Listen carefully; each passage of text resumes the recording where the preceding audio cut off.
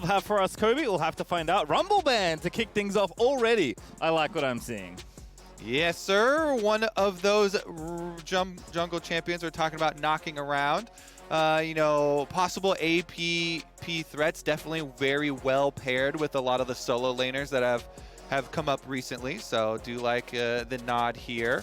And as well, the Enchanters pastry. I don't know. Get him out of here. I like when they're in there sparingly. A little sprinkle of Enchanters is good, but if they're too predominantly powerful, then let's just ban them out. Lulu gone, maybe Karma will follow. Ezreal gone as well.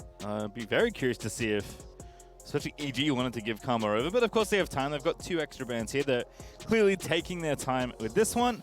It is going to be Karma banned though, so it does seem like both Enchanters will leave. Haven't really seen any other Enchanter be super prevalent. Seraphine is definitely a champion you can play, especially if you want to farm her somewhere.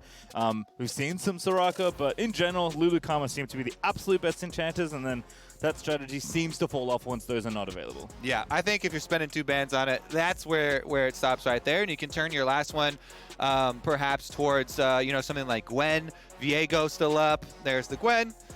Taking off another one of those AP threats for the solo lanes, but they leave up the Akali pastry, the scaling assassin. As long as you can get through the early levels without punishment, and most of the solo laners have been able to do that, then it's a really, really strong carry force for later in the game because her team fighting is extremely powerful, as well as possible side laning.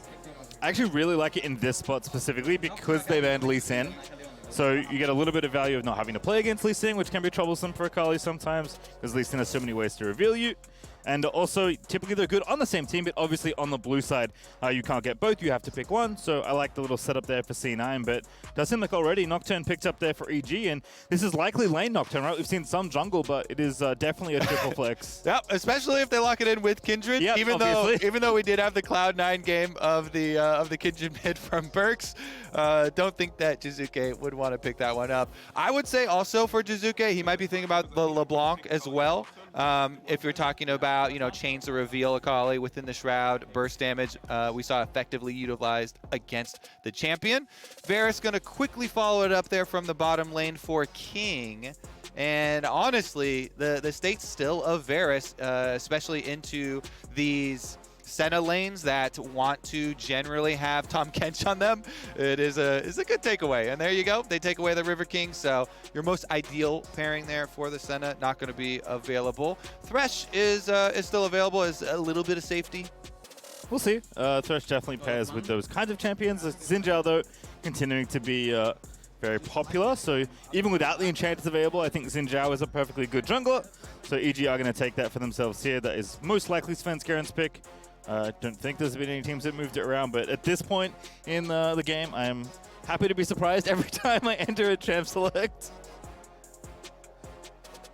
Phase 2 for EG, though, still ticking down the clock. Where are we targeting? Because bot lane's already picked on the C9 side, so looks like Fudge might lose some picks. Blabber also a target. Gonna lose Olaf here. For Cloud9, I think they definitely need to target some of these AP solo laners because they're so heavily indexed into attack damage right now. And Tahm Kench definitely could build easily into that. So Gragas is one.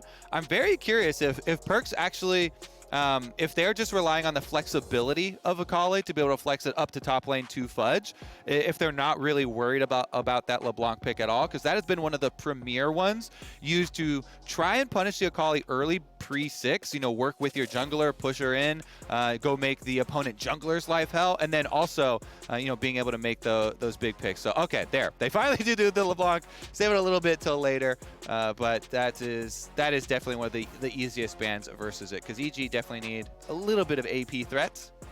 Yeah, of note, Renekton the second ban there for EG, but otherwise, pretty much as expected here is EG will show Galio. I've seen this as support only, I believe. So far this split, but obviously can be played in mid lane if you want to take it there. Very good with Nocturne. So some good synergy here for EG. Super long range, couple of cross map abilities they can get picks off with. It's generally really really, fun to pair these types of things or enchanters with a Xin Zhao jungle, because Xin Zhao jungle gets priority very early versus a lot of other matchups, and you want to go try and duel people or force 2v2 skirmishes. And if you have solo laners of Galio and Nocturne, or if it is a support as well, then you got a lot more threat, and you get to really play off that power curve of the champion and kind of make it work later on into the game.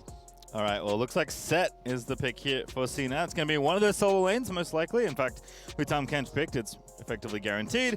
And it looks like Blabber needs a champion is going to be Volibear. So very mobile, very divey top side here for Cloud9. Yeah, and a jungler that can actually go toe-to-toe as far as some of those early ganks. Volibear definitely going to have a little bit of beef factor as well. So as they swap the Set up into top lane to go handle the Nocturne, and the Galio does end up at support with Jizuke's classic rise, baby.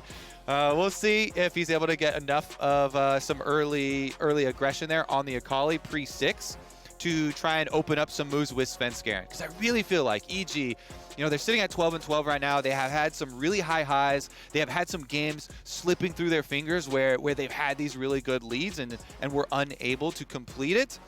If they're able to really build on the Jizuke Svenskeren synergy there, I feel like a lot more of these will come home for them. I have to think so. It really does feel like consistency more than anything else for EG.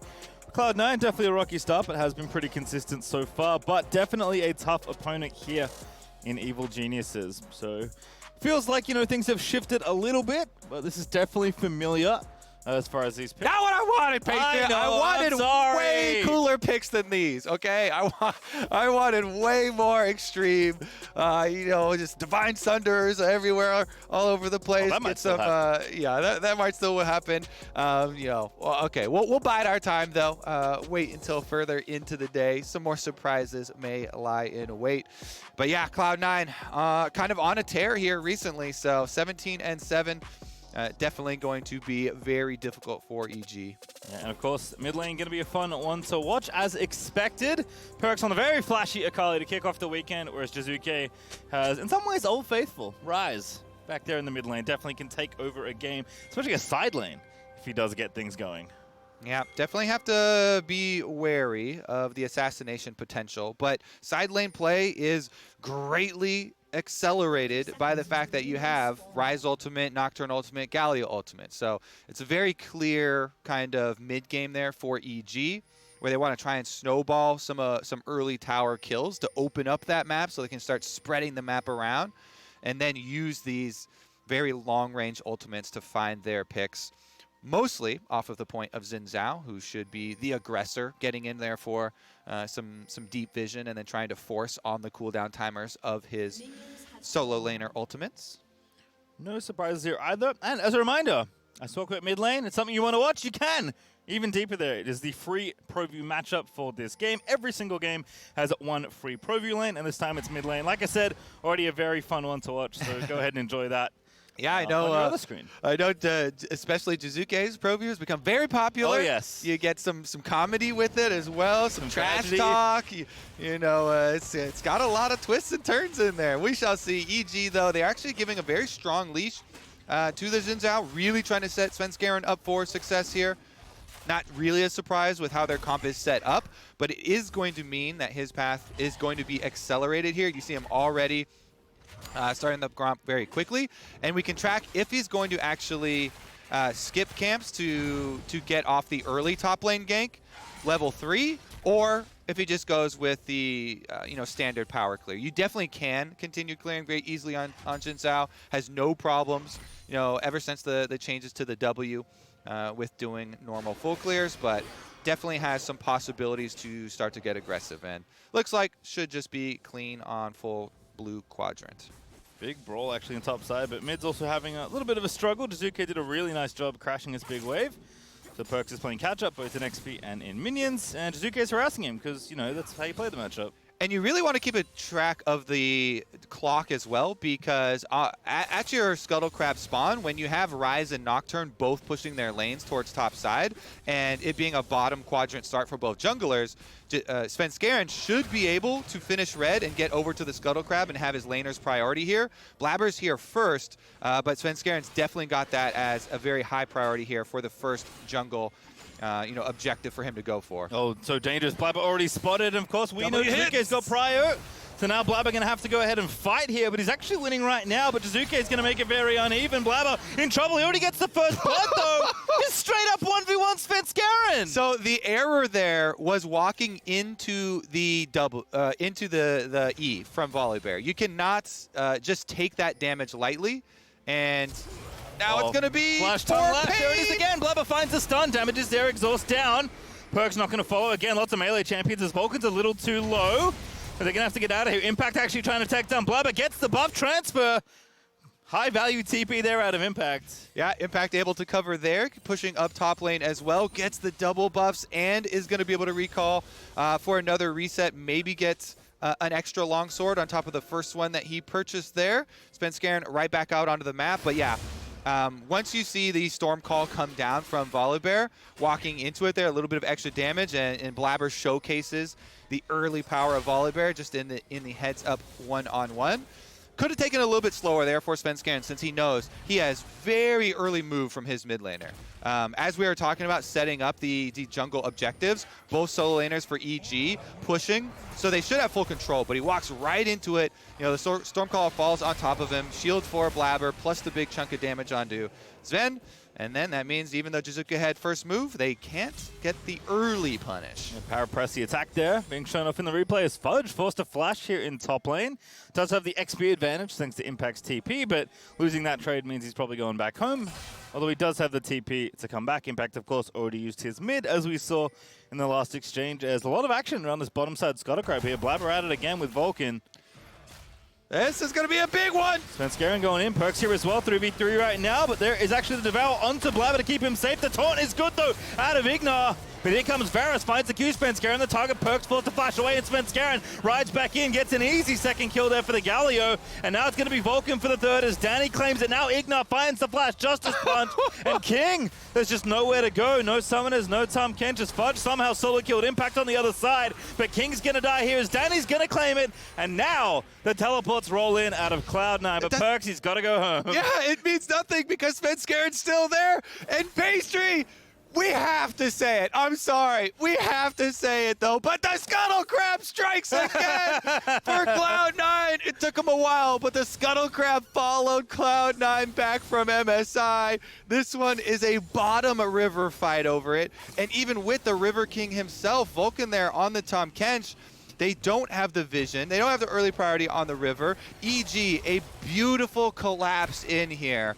And Ignar sets up so much for them. Here's what went on as we missed it during that fight in the river on top side. All the cost creeps. Good kite there from Impact off of the shield, but Fudge then can just run him down. Fully stacked Conquer, and just the end of the clap back right there pulls him in. Once again, takes down the double buffs, and so now we continue. King of the Hill double buff style here. Those two double buffs have lived quite a long life in this game. Now Fudge will be able to carry on the legacy. See if they get past 10 minutes or not here. As Impact does roam into this jungle, but not going to spot Blabber here. He's finished up the Grump. Impact, though, clearly having fun in the lane despite getting solo killed. Seems to have the priorities. So EG staying very active, which is nice to see. You mentioned it already, but Ignar's last play there alongside Danny, definitely a big reason why the gold lead is almost 2K up for Evil Geniuses. And mentioning the Conquer there for Fudge, look, the difference in some of these runes actually also means a difference in some of the early skirmishes. Generally, Jin Sao will also be Hell of Blades early on for the quick 3 auto attacks for your knockup. But since Svenskeren is Conqueror and Blabber had the press the attack, that extra burst damage was another additive factor of that early first blood. Here's a look on top side, though, as Svenskeren waiting patiently. Jizuke is level 7 now. It does have the option to Realm Warp away. Actually very healthily up in CS as well. 20 up for Ryze is nice, but now that Perks has also got his ultimate ready at level 6, the next Scuttle Crab fight could look different for Cloud9 here, but they are going to have to play from behind. EG's early game looking nice with Ignar being active alongside his jungler and mid laner. Yeah, honestly, the farm Galio, doesn't quite get the that one there, but farm Galio looking pretty good. A beefier Galio coming from your support bottom side there, being able to farm alongside the Senna, definitely bodes well because Ignar loves to be a frontline support player and is going to be a big critical part of how the EG composition comes together towards the mid game. Let's see if Svenskeren gets very aggressive again. They do have the ult. Yeah, he's level 5 here. Sven and Blabber's just like devouring him. Perks goes in. Easy kill there, but now a 2v3 erupts as Perks has to get himself out of there. Blast plant is there, but Ignar with the interrupt is nice, but Perks dashing out there, but still gets caught as Jizuke. He's able to find it. So they do have the ult from Ignar, but it's a little bit early once again. You know, this confidence, maybe some small fixes on the communication as far as the actual range, because there was not an instant Galio ultimate there with the range from Ignar, and so Svenskeren, once again, with EG having all these tools, all these cards set up, much like the early game where they had the extra numbers advantage, he gets jumped on, and they rush him down, so good execution by Cloud9 to actually get that kill before the Galio ultimate comes in, but not going to be able to get out afterwards as Perks does get hit with the Blast Cone. Nice kill there over to Jizuke, feeding this Rise. And with the early upgrade Sork shoes, as well as just ticking away on the tier here for Jizuke, starting to open up some options for one of the big star players there on EG. Yeah, like the aggressive boots there for Jizuke. Realm Warp in, Nocturne ulti is so good! And now Blabber's finally going to get a taste of his own medicine. Svenskeren going to claim it. And that's the playbook, Pastry Time, using these global ultimates with an aggressive position for Xin Zhao. And we're going to have another one. Vulcan wants that blue! He's eating it. Oh, he gets it to King, but can he get out safely? Exhaust impact. Alley-oop. Yeah, nice little transfer there. And EG going to walk away. Still 5 people topside, so Rift Herald on the menu. I love it. Tom Kench, the best jungle defender coming from the support role there. Does save their blue buff. EG will still be able to ride this mid-game momentum, though, immediately transferring over to this Rift Herald. And number one thing we stated from Champ Select, here we go though, Cloud9 trying to collapse. Ignar again finds 2, King is one of them. Perks also on the sidelines as Vulcan already getting burst down. Perks dives in, but Svenskeren is taking out Vulcan. King though still fighting. Svenskeren low, but not dead as Impact's able to take him out, and now Perks just nowhere good to go. It's EG all the way. They had no teleport there from Fudge, so set in mid lane trying to walk over for Cloud9. It's another massacre here as EG just continue to rack up the gold. They do stop off on the Rift Herald and go for the resets, but the extra kills going over, further funding this. And look at the bottom lane, racking up these bounties for EG. It is Danny, youngest player now in the LCS, alongside his Fed support Ignar, and Ignar doesn't hesitate. As soon as they see him walk up here, he charges right into taunt range, gets 2 of them, locks up the opening here, and with Senna ultimate over the top as well, you can play this so aggressively. King just walks right into Nocturne range there, so Impact able to get his Fear Tether off on him. And while Svenskeren does go down again, as the, again, pressure point for this comp, and we're talking about how aggressively you want to play this inside when you have so many global ultimates and backups here. It's continually these sacrifices. He's missed the bait, and it's working. Are willing to play. Honestly, they don't have to make it in all these cases. Some of them a little bit, timing issue, a little bit rushed, but that one there, definitely worth it as far as forcing the rest of the kills. All right, well, Ignar is evolving to Big Nah. 3-0-5 for this Galio. Actually has the highest amount of kills on his team. That's when he finally gets to farm a support. Oh, yeah. Chains come off, he's ready. Yeah, it's definitely a whole different animal there. Because Ignar ultimate is ready again, and guess what? He's also got Flash Ignite. So he's just itching to make a play. You already see them. They're looking for a little bit of more deep vision. It's been quite shallow for EG thus far, and they've just been relying on the power of their bodies moving into the river and playing off the threat of their ultimates. Now they're trying to set it up with a little bit more deep vision, and that Rift Herald that we mentioned, the important task of taking down your outer towers so you have more room to work with and get those picks. That's going to be accomplished with the most important tower on the map, mid. Yeah, credit to Jizuke there. Does flash the flash face breaker, but Blabber is here. Nocturne's here as well. The slam is good enough, though. Now a 3v2 for Cloud9. But again, Impact pretty strong alongside Sven. Here's Ignar, though. That's the big problem. It's still a 3v3 as Impact easily finishes off Fudge. Yep, and this is definitely a dragon timing. Ignar might have to get out of there. Ignar again, though, just goes straight in. Kobe, what do you mean? He doesn't have to get out of anywhere. Sven Skaren trying to finish off Vulcan will indeed do so as Perkz just trying to dance around the front line, but it's too beefy for this little assassin right now. Perkz gonna have to get out over the wall with the second charge of the ulti. Summoner's Rift is in the evil genius territory, Pastry. They're not gonna stop either. Easily solo the dragon while taking down some turret plates. Perkz, yeah, just don't stand there. Good flash. He's back in. Perkz is going for it here. C9 trying to find some counterplay. Impact tanking the tower too long. I take it all back. Perkz finds the angle. Sven Skaren is busy with the Ocean Dragon. He's going to get it, though. He did not want tower aggro there. Impact did not want to grab that one. And then, okay, well, we see the stop here. That's going to be about it. Scuttle Crab pick up there for Sven Skaren. Honestly, still a pretty nice snowball there for EG, keeping up the pace. A little bit late into the game to start dragon stacking, but again, their focus is getting down these towers. Yeah, 4,000 gold ahead and climbing. As they look to put some pressure on this bottom outer. Instead, Danny and Ignar are going to go ahead and take a base. So Cloud9 do have some catching up to do here, but Fudge will attend to the minions while the dual lane has left. And it's very difficult for them to do the catching up right now. They probably need Perkz to actually finish his mythic first. On Akali, is level 9 is usually the goal, but a little bit too far behind in gold so far for Cloud9 to remain competitive in a lot of these skirmishes, and so they send him right back out to top lane, try and solo farm this lane with the support of, you see Vulcan on the Tahm Kench hovering behind him. They know that's a little bit too dangerous to overextend there, so they've got the extra members here around to just allow Perkz to get that money so he can finish up. Also have a look at the EG items right now. Mythics adorn the first row of every single champion in the game.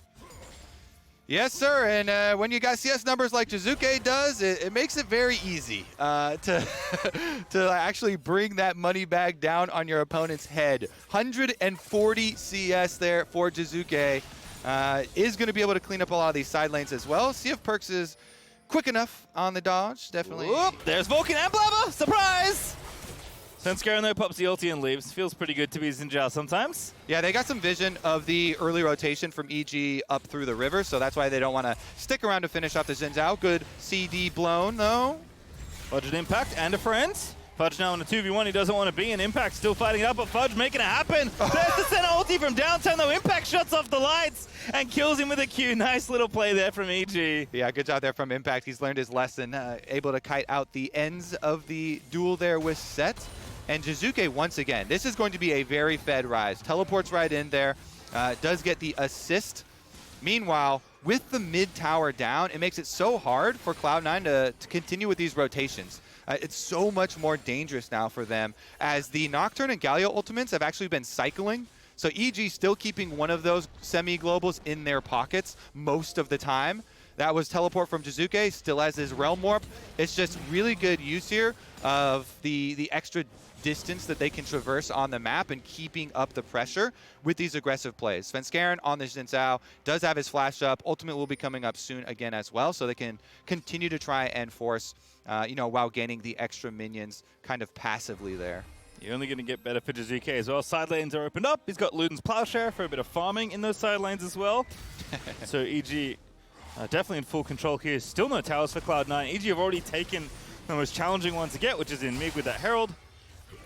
And they can play for another Herald shortly if they want, but working on the top outer for now. Again, EG, especially with those globals like you mentioned, Kobe, able to cycle them back and forth.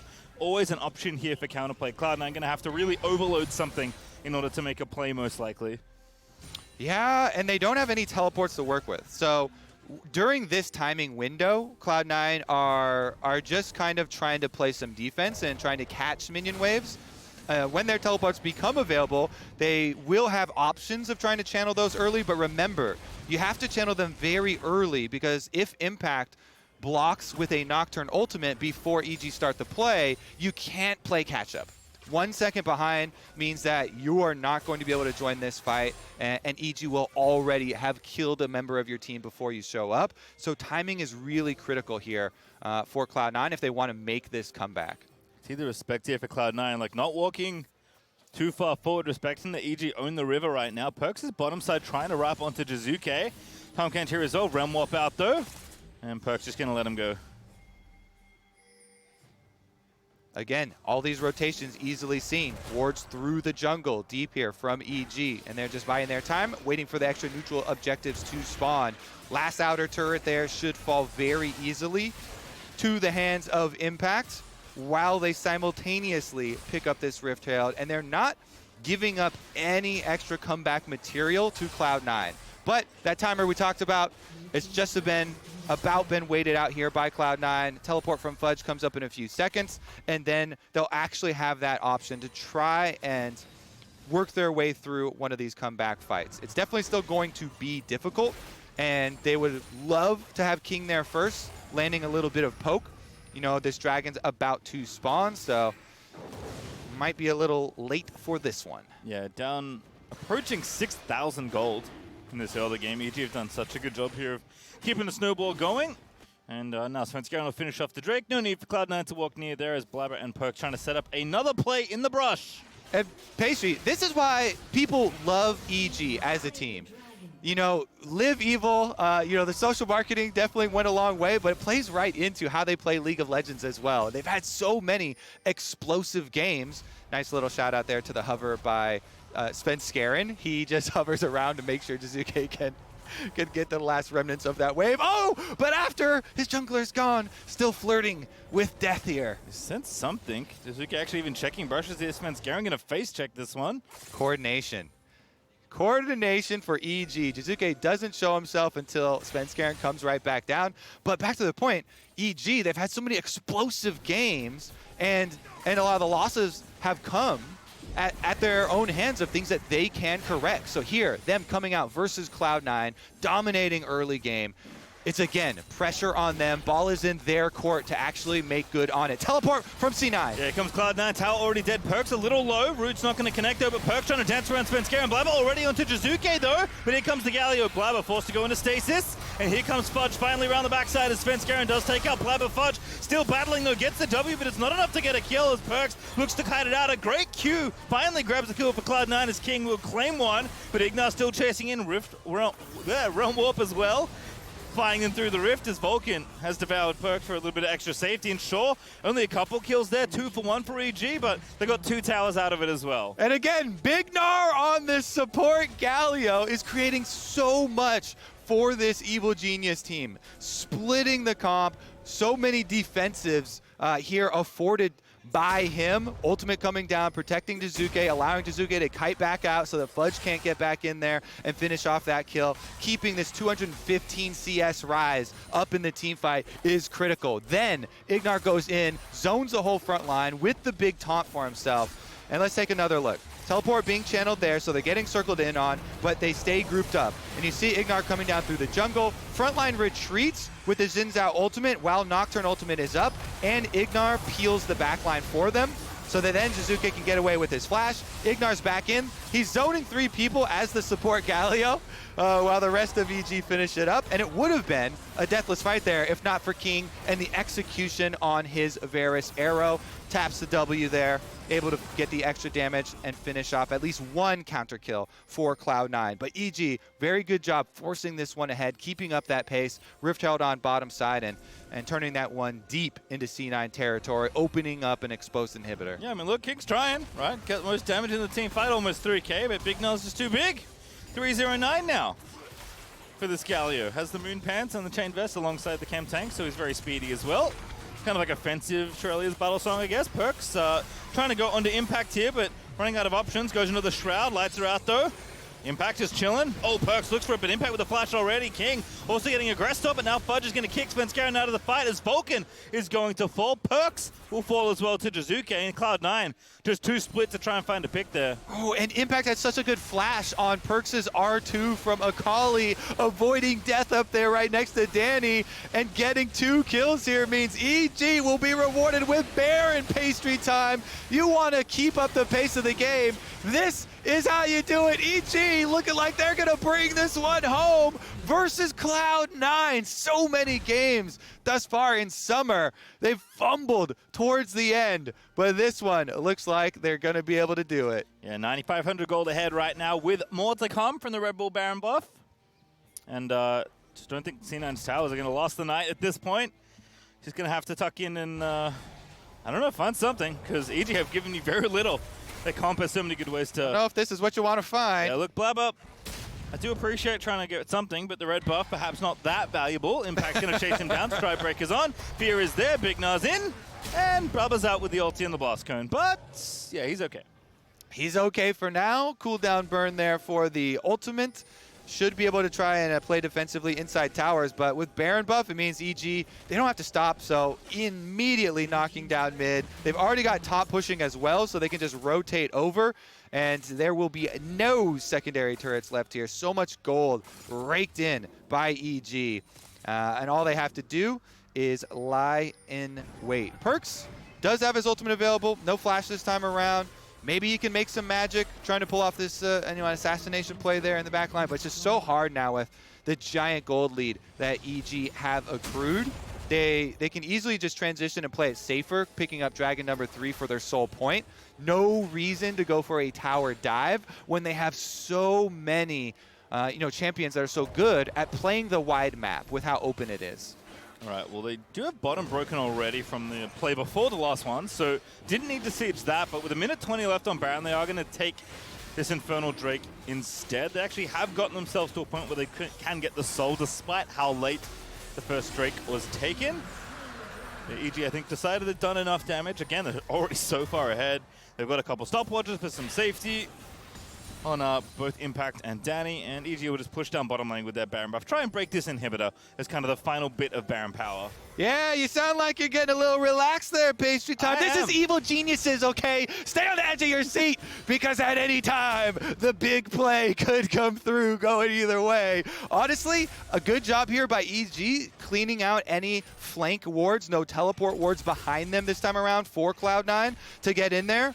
They've been a lot more cautious this time around. You see it in little things like Svenskeren hovering around behind Jizuke, helping him clear out, minion waves, and not overextending in some of these circumstances where we have seen some cracks open up in the past. Yes, it is definitely a lot easier to do that when you have Galio and Nocturne ultimates to be able to cover people from long distances, but I really want to applaud the coordination from this team that has gotten them here to the steps of the Cloud9 base. Now that's all that's left, is just take that final step right inside, finish off the inhibitors. Well, definitely a great looking game for EG so far. Fudge trying to find something, but now getting wrapped up here again. Gallia will answer. Impact already into the back line. And now Fudge, looking low, does die at the hands of Impact, and now Sven diving in onto Blabber. Danny following up as Perks is already dead to Jizuke. EG just make it look so easy, Kobe, as Jizuke grabs himself a double. Ignite taunts too, but Vulcan with a lightning quick devour will temporarily save his AD as King eats way too much damage out of Rise in the fountain. And EG just gonna waltz on in and finish off this game, Kobe. They look so good to kick off week 3. Yes, sirree. All for one for all. EG, everybody at the Nexus, can they pick up the ace? Oh no, all right, the minions came with them, it's fine. There is the ace to finish off and the Nexus to boot. It's Evil Geniuses all the way. All 5 of them there. They finish off the ace. They realm warp into the fountain in true Evil Geniuses fashion. And this is what you get when you pack all of these players onto the same team with a similar mentality, all forward, looking for the aggressive play. You draft them champions that can cover a lot of these cross-map plays and embolden players like Svenskeren, like Jizuke, to make those very aggressive, deep plays. And with the early success that they got, EG did a very good job snowballing. They covered in some of those mid-game areas where sometimes they would leave openings for other teams. They did not leave that open for Cloud9.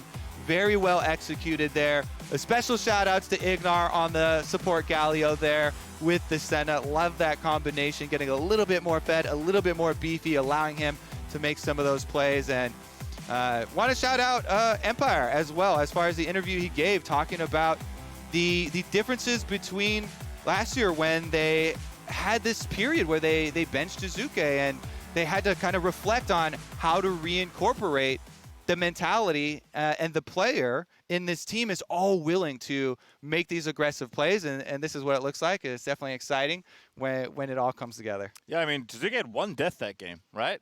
Even in games he wins. And the bottom lane had 0 deaths for the most of it. I think all of it, actually. I don't think they died. Check the tapes. I don't think they died. Is this real life? Has science gone too far?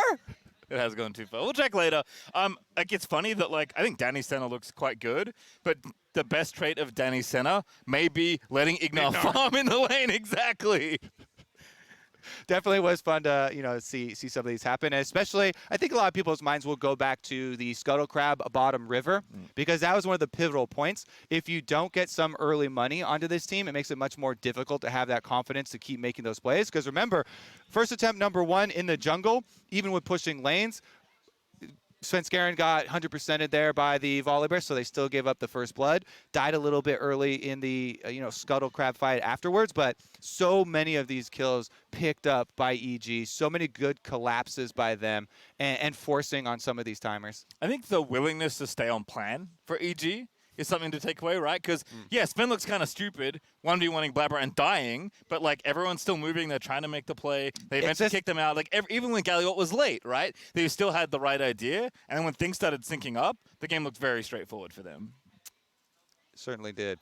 And it was fun to watch, fun to be along for that ride. A little bit of calibration on some of that coordination, the timings there. But I definitely love the new look there. And we can see him on stage as well. Gabby getting ready, talking to Impact, getting him ready for the big interview there. What was it like from top lane? When you have your hands on the Nocturne Ultimate, when you're the ones with the paranoia button, it definitely feels good because you get to turn off the lights for everybody else and cover the blanket, really bringing together some of these team fights. Yeah, I don't know. We are still waiting for the interview, so when we have that, we'll go to you. I like Tsuzuki's counter pick too. Like, I know it's a big pick for him, but Akali is a pretty problematic champion in a lot of ways, and I feel like EG knew exactly how to deal with it, which is always nice to see, right? You need to be able to punish this champion if you're going to give it to the blue team. Attack early, also the giant AoEs and taunts for zoning go a long way. So well done. All right, so looking at there. But for now, let's join the Tigers on stage with Impact for our Verizon post-game interview. Thank you, Pace. Your time. Had to talk to Impact after this game and EG victory. Globals galore for EG here. Why is this a draft that you busted out today? I mean, we think that team comp wise, like Nocturne or plus something to make global comp because against C9 to me, like C9 like that speed play, like boom map and try make play. So I was thinking Nocturne should be a good pick against them. That's why I picked it. I mean, I kind of mess up in lane. I just give free kill randomly, but yeah, it's work. So my teammate did too good, so.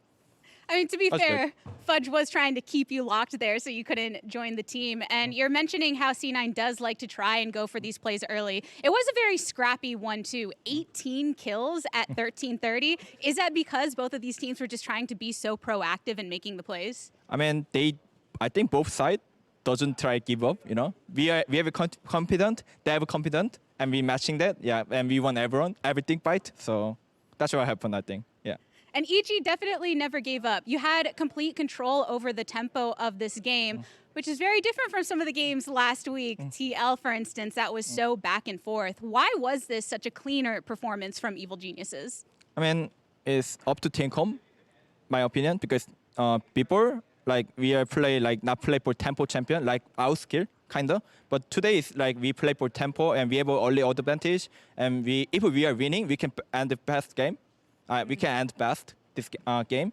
So that's why it looks clean. If we play other comp, like long late game comp, should be looks different. So just team comp different, I think. And speaking of which, this team comp does allow you to kind of get into that scrap earlier. You're mentioning that had an impact on the game. But how are you feeling getting the chance to play on picks like the Nocturne where you really can have that team effectiveness? I mean, I would have confidence to playing Nocturne because their champion should be easy. Just plus Q, just pure E, and just press W. But I mess up just not using flash to lane. That's like that. That's my nightmare still. I still keep remember that one. Why I'm not flashing there? Am I that old? I was thinking that one. But yeah, I mean, I also have confidence to picking Nocturne against anyone. So because their champion is too easy. It's funny hearing you criticize your own play when I just heard your teammates giving you props after that performance too. A lot of love among Evil Geniuses, and much love to you for joining me here on the stage after that victory. We are going to continue breaking this down on the State Farm analyst desk, but before we do, we're kicking to a break. Get that soda, whatever you need to hydrate. We'll see you on the other side. Thank you, guys.